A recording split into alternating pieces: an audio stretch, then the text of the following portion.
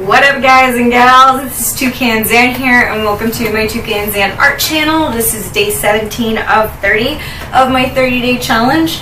We're getting close to the end. That's pretty exciting. So today is the first day that I am playing with ink washes. So if you want to see me paint this fun piece, then keep watching. I'll talk about the process behind that and what I learned today from my first day of doing ink washes. So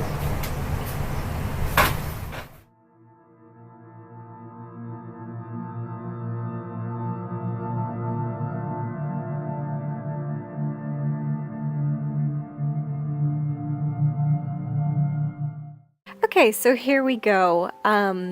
Real quick, if you hear music in the background, that's just one of the songs that I've downloaded that's royalty free.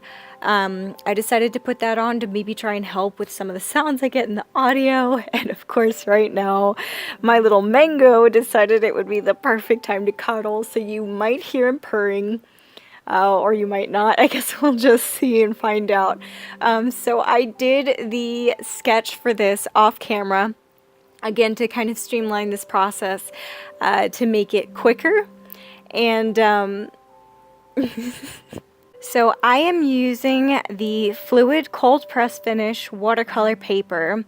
It's called the Easy Block, and these are 6x8 pages that are all glued together in this neat little bound book thing. It's cool because they have glue on both sides, and I found that when I'm doing watercolor before now, it has done a really good job of not letting the paper curl because the pages are glued down. And so next I went in with my Micron Pigmas. I used, I think I started off with a 0.2. I switched between a 0.1, 0.2, you might be able to hear my cat purring, a 0.3, eventually I went in to do 0.5 for the thicker outlines on the hair, and Mango, stop! So eventually you're going to see as this video goes on, after I line the hair, I used the Yatsutomo Sumi ink in black. That was what I wanted to try and use today for my ink wash, and I'm pretty happy with how it came out. I have to say though, before I started this, I don't know why, like, especially after yesterday's piece where I feel like I really peaked a lot in my understanding of watercolor and stuff like that, I was super nervous about doing today's video and super nervous about trying to do ink washes because it's pretty foreign to me. Like, I tried to do it a little bit in the Something I've Seen in Dreams Before speed paint, but I wanted to like actually focus on using mid-tones. And you know, for my first piece, I don't think it's bad, but I definitely think I have a long way to go before I really understand what and how to do with ink washes, and that's why I'm doing this, so I can learn about different mediums, because again, I didn't go to art school. I am self-taught and I'm still teaching myself, and I feel like if you go to art school, you're exposed and forced to kind of challenge yourself with a bunch of different mediums. You might hear my cat's tail like flicking back and forth, just ignore that. So yeah, I was super nervous. Like, I was so nervous that I had to write a sticky note to remind myself to breathe while I was working on this piece, and I found like I was very tense and my hands were pretty shaky, but it looks like it turned out pretty good. Like, you can't tell, honestly. So I started with doing the wash in the background, and then I think I moved on to some of the facial features and like some of the skin features, just a super light wash there. And then I did the hair, and the rest of this process is really focusing on the hair. And then the other thing that I used was the Grumbacher Gold watercolor, and it worked actually super well, and I just decided to use that in the eye because I wanted to bring a little bit of color to the piece, but not too much. And I personally love combining metallics, mostly gold, black and white. I think that just is a really stunning combination. Again, I guess I'm just really all about minimalistic color palettes. So a couple of things I wanted to talk about that I learned today. So if you are using these watercolor blocks that have the glue on either side, something super important that I learned today that I feel like I should share with you all, because I want you all to learn from my mistakes, and that's what this is all about, like sharing the process and learning from each other.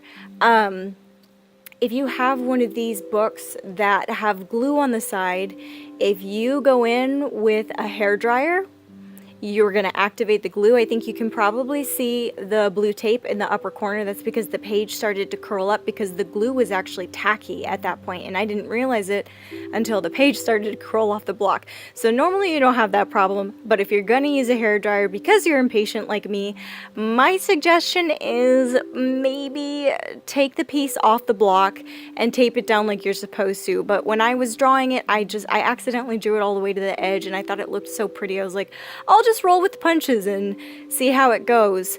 So I found the medium to be actually kind of difficult. Like it's a lot different than watercolor because you have to be super conscious about how it's drying. So you can definitely see that the washes that I have in the background are not flat. I think it's going to take a little bit of work for me to get there and to figure out how to make the washes flat.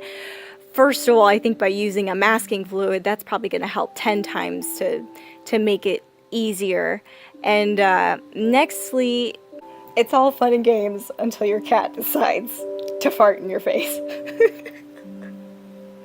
Okay, so anyway, cat farts aside, nextly I think what's going to help me is understanding how the ink dries and understanding that I have to make sure that I get the wash down when the ink is wet, otherwise it's just not going to quite have that smooth appearance that I was hoping for. So I definitely need to take some more tutorials and learn a little bit more about it, but I'm super excited about working on this piece.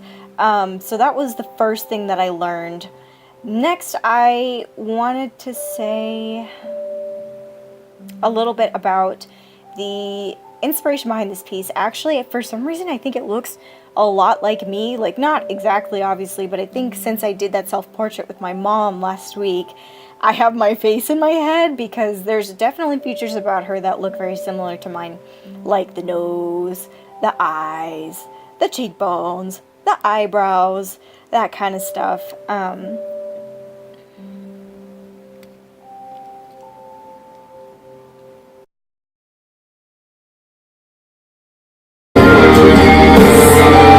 Oh my god, I have goosebumps! Can you see that right now?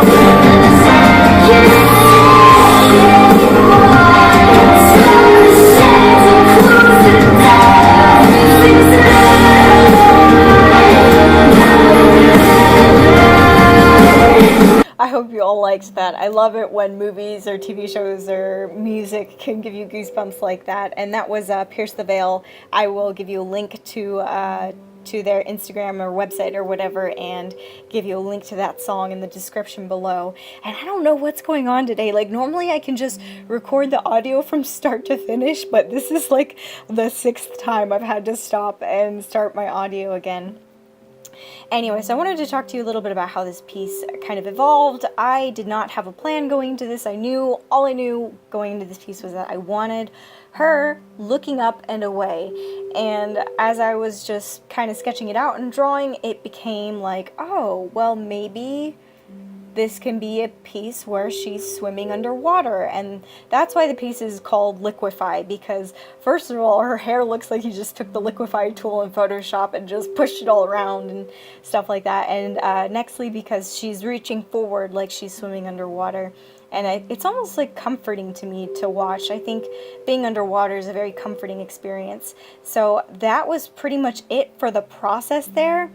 I think I didn't have time to do it today, but I think after I finish this, I'm gonna go in again with my Micron Pigmas and just re-outline the black around her hair, because I really wanted that to be like a stark contrast, and I lost some of the wash with, I lost some of the ink color with the washes that I did. So that's the gold that I used, and that's the black that I used for her pupils, and I think it turned out really well. That was just a recap of some of the tools I use today, like the paint and the ink and all that stuff. So anyway, in a couple of seconds you're gonna see my face pop up, and I'm gonna talk a little bit more about this video, but that's pretty much it. I'll see you manana.